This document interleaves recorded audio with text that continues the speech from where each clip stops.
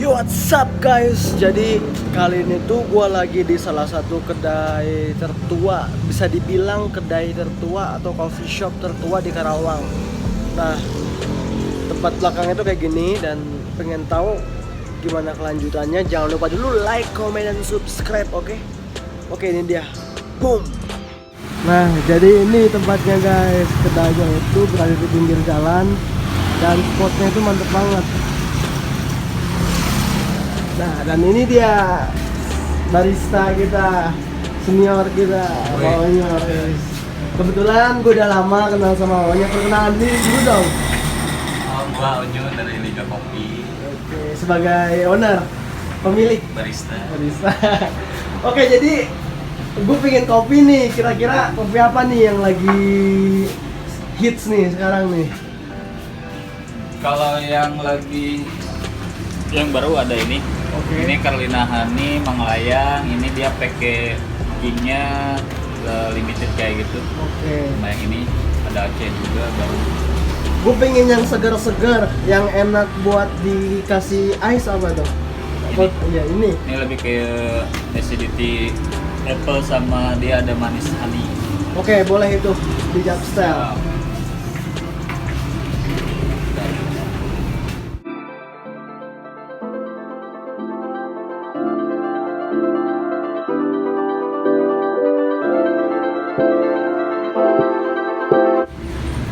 Nah, jadinya itu ini nih sebenarnya metode apa sih? Ini kita mau buat kopi dalam metode apa sih? Ini P60, pakai alat seduh P60. Kita biasa jam style P60. Oke, V60. Dan untuk kayak gini tuh kenapa sih harganya itu bisa mahal gitu, 15.000 atau sekitar 20.000 gitu? Dari bahan baku kita kan biasanya kopinya yang fresh, yang masih biji. Itu juga kopinya lumayan harganya. Terus alatnya lumayan kalau alat kopi. Terus Oke. SDM-nya Dan belum yang lain, misalkan tempat gitu. Itu yang bisa bikin harga kopi lumayan mahal. oke.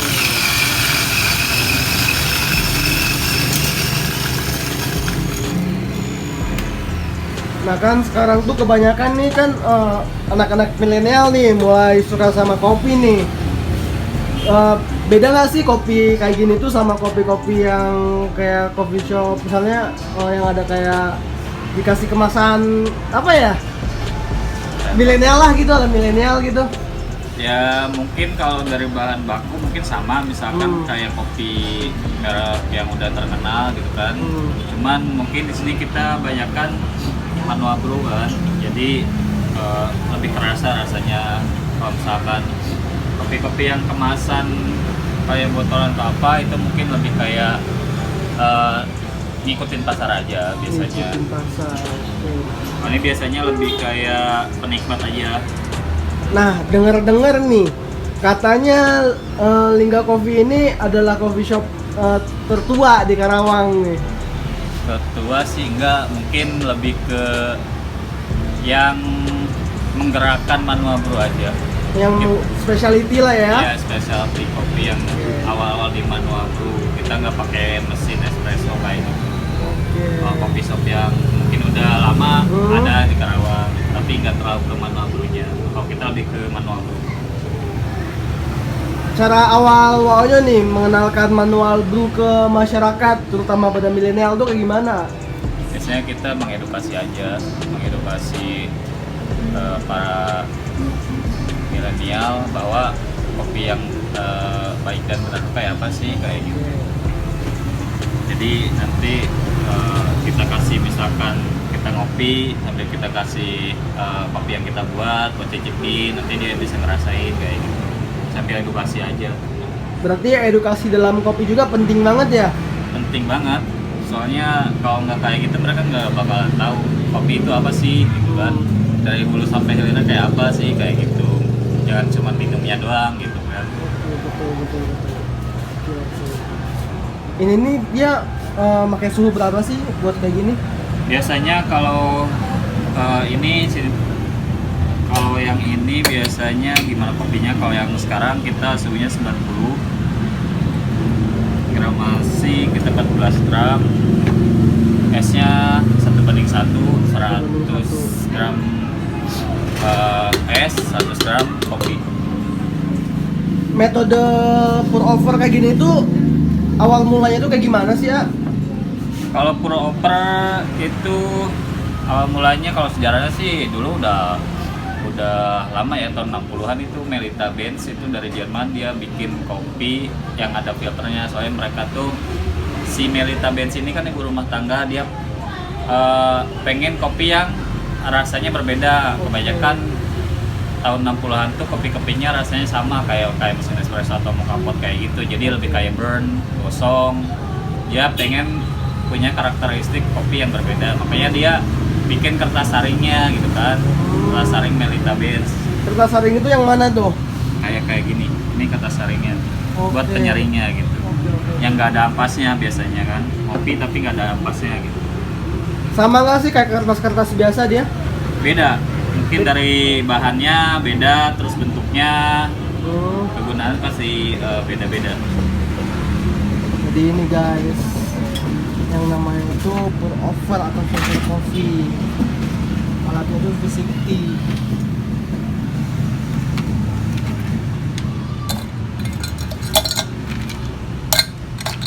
Ya, kalau bahasa gaulnya mah ini Japanese ya? Iya, Jap style. Kalau biasanya sih lebih enak filter ice, cuman mungkin banyakan ya anak-anak Jap style. Jap style ya. Biar lebih gokil aja gitu ya. Iya. Keren. Selain metode V60 ini apa lagi sih metodenya itu buat kopi itu macam-macam nggak?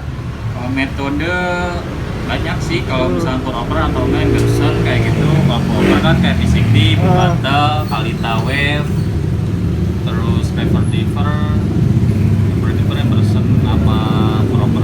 Kalau Emerson itu perendaman kayak Aeropress, Brew, itu Emerson. Nah, kalau pour over banyakan ya V60 aja. V60 aja ya? Ya, umumnya banyak yang mesen pakai metode alat V60. Berarti di sini itu best sellernya itu V60. Iya, kalau kita bayangkan V60, kalau enggak Jap style. Keren. Nah untuk pengenalan nih, misalkan kan teman-teman nih pengen nyobain kayak gini, terus teman-teman tuh pada bilang kok asem sih, kok kayak gini sih gitu. Gimana tuh kira-kira? Buat pengenalan kita biasanya suruh mereka mencicipi, terus kalau mereka pengen bikin, kita kasih space buat mereka supaya bikin kopi sendiri, supaya bisa ngerasain kalau bikinan kopi mereka kayak gini. Oh, yang tadi asam, terus buatan dia beda apa enggak gitu kan, bisa ngebedain apa enggak. Berarti setiap penyeduh beda-beda gitu kan. Walaupun gramasinya sama. Ya, walaupun semuanya sama, tiap tangan pasti beda-beda gitu. Supaya mereka kenal juga, oh kopinya ini, terus gramasinya segini, suhunya segini.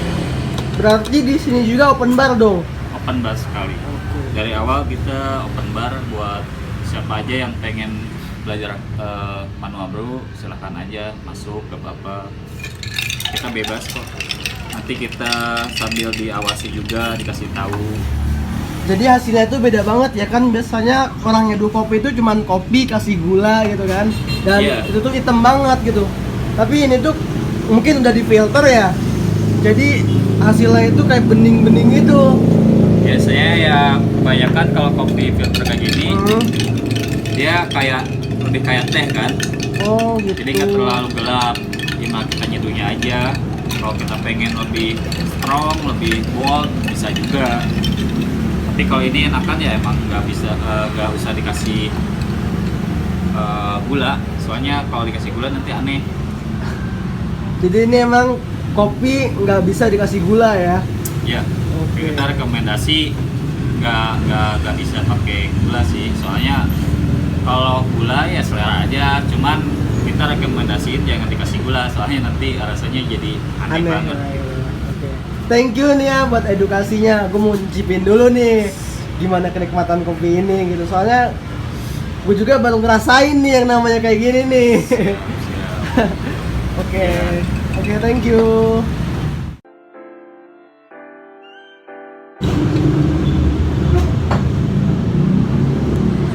Nah, jadi gitu guys, cara penyeduhan kopi ini dan sejarahnya Lingga Coffee ini gitu.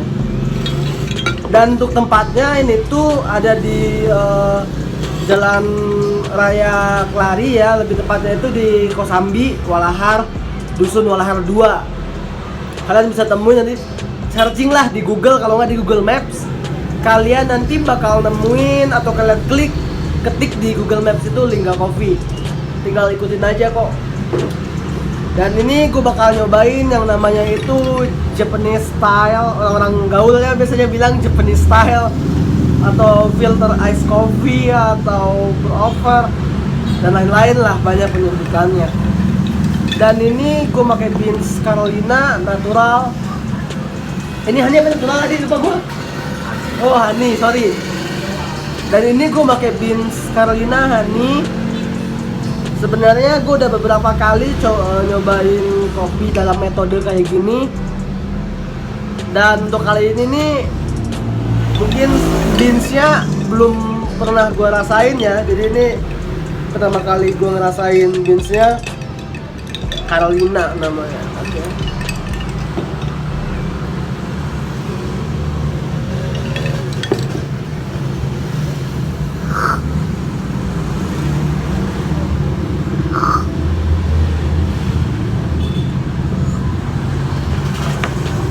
Nah, buat kalian yang mungkin nanya-nanya, Bang, kopi ini tuh pahit nggak sih? Atau kopi ini tuh kayak gimana sih rasanya? Kalau menurut gue ya, gue emang belum bisa dapetin rasa dari kopi ini kan. Jadi kopi ini tuh kalau diseduh itu dia bakal ngeluarin berbagai macam rasa. Kadang lebih ke fruity, atau lebih ke buah-buahan, atau lebih ke floral, atau lebih ke apa ya, asemnya, atau lebih ke acidity-nya. Dan untuk gua belum bisa banget gitu nentuin rasa-rasa kopi ini. Cuman kopi kayak gini itu, dalam metode ini tuh para barista itu ngehindarin yang namanya rasanya bitter. Karena rasa yang nggak nyaman di lidah itu kayak bitter, itu salah satunya ya. Jadi minim banget untuk dapetin rasa pahit dalam metode ini. Mungkin untuk kalian pertama kali yang nyobain Japanese atau VCD, mungkin kalian akan ngerasa kayak ini kok asem banget sih, ini kok rasanya apa ya, pokoknya asem gitu. Gue juga sama gitu, gue juga sama. Pertama kali ngerasain kopi kayak gini tuh, ini kopi apaan sih, kok asem gitu, kok kayak gini rasanya. Tapi lama kelamaan gue coba nikmatin ini kopi, rasanya itu ya enjoy gitu. Lu kayak lagi stres gitu, lu pengen ngopi dan nyoba kopi kayak gini tuh enak banget buat nenangin diri lu, sumpah deh. Satu lagi nih, gue lupa nih kan, biasanya nih ya, orang kalau yang udah biasa sama kopi kayak gini dan pengen ngedapetin rasa kopinya itu, dia punya teknik cara minumnya sendiri. Dan cara minum itu kayak gini.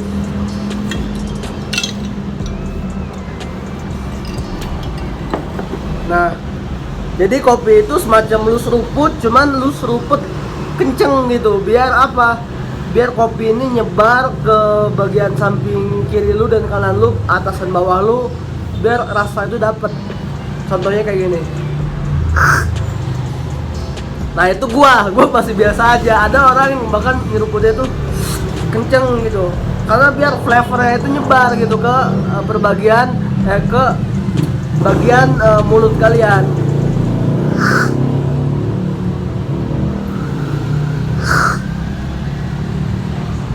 Nah, yang gue dapetin dari rasa kopi ini ya rasa manisnya doang gitu.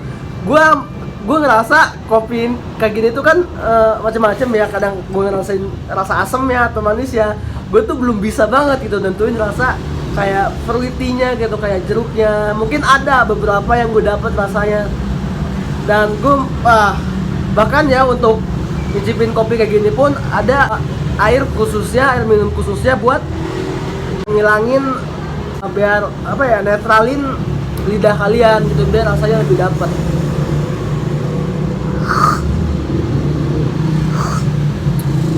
Nah, jadi gitu. Nah, mungkin gitu aja video dari gua. Gue pengen ngabisin kopi gue dulu. Jangan lupa like, comment, dan subscribe, dan follow IG-nya @brozan26 dan @lingga_coffee. Oke. Jangan lupa dulu like, comment, dan subscribe. Bye.